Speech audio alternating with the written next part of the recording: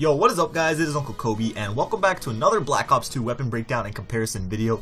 In the last episode we covered two snipers, the DSR-50 and the Ballista, and it got awesome ratings, so thank you guys again for that. However, in today's video we're going to be taking a look at two powerhouse SMGs that are the PDW-57 and the Scorpion EVO. Black Ops 2 is considered to be dominated by submachine guns, and you can see both of these guns going to work in nearly every game you play in. I do believe one is a little more user friendly to beginner players, and one is super effective in a veteran player's hands. But like always, I'm going to be taking a look at some stats, recoil patterns, and bullet spreads pertaining to these two, so sit back and enjoy the video, and if you do, don't forget to smack that like button, so let's get started. First, taking a look at the personal defense weapon, also known as the PDW. It is coming in with 35 to 16 point damage, making it the only other SMG other than the MSMC to have the ability to take out enemies with 3 bullets from close range. While long range, you're looking at about 6 shots to kill. For the Scorpion EVO, it is rocking the standard 33 point damage that is common between most of the SMGs in this game, of course meaning that it is going to take at least 4 bullets to take out an enemy.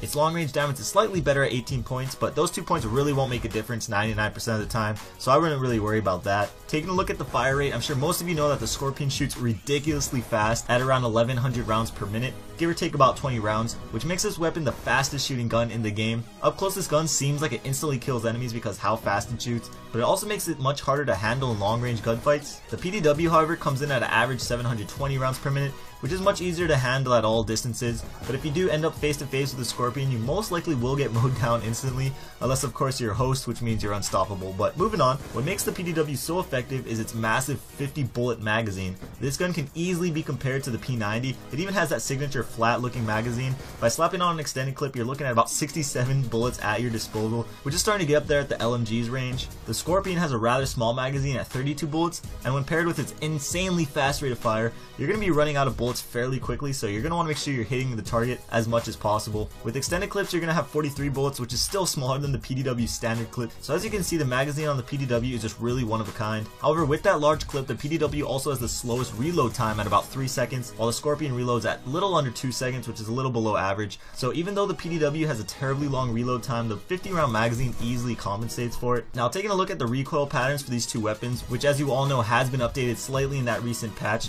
the PDW has more of a gradual left to right horizontal recoil, while the Scorpion has a straight up and down vertical recoil. Typically, straight up and down recoils are fairly easy to handle with some practice. The AK-47 in past Call of Duties is a perfect example of this. However, that's only because of its low rate of fire, whereas the Scorpion's fire rate is really high, which makes the gun kick up fairly quickly. As for the hipfire spreads, this also was affected by the patch, and as you can see, they're a little bigger than before. I couldn't see that much of a difference from before and after the patch, but the Scorpion does have a slightly better spread than the PDW. The bullets are more compact, even though there is that increased hipfire recoil, but that little bit of recoil tends to work in your favor in those close quarter hipfire battles, because most people tend to aim way too low when hipfiring, and this also makes the Scorpion even deadlier close range. But when it all comes down to it, which gun is better for you is decided by what kind of player you are. If you're a really experienced player that likes to get up all in the enemy's face and can handle that higher recoil, the Scorpion EVO is an extremely deadly and effective weapon. However, I do think the PDW is the overall better weapon because that large magazine, its strong damage, and its fairly low recoil. That's my opinion. Feel free to agree or disagree and leave your opinion down in the comments down below. But that's it for today's video. I hope you guys enjoyed it. These videos do take a lot of time to make, even though they are quite short, so if you can, please leave a rating. I would appreciate it very much. I got a bunch of awesome videos coming in the near future that I think you guys will enjoy, but again, thank you guys for watching. Check out yesterday's video on the left if you haven't seen it. I show you a pretty helpful trick to survive and destroy hunter-killer drones, and on the right I explain a new game mode coming to you in Black Ops 2, so hopefully you guys are having a great day. This is Uncle Kobe, and I'll see you guys later. Peace.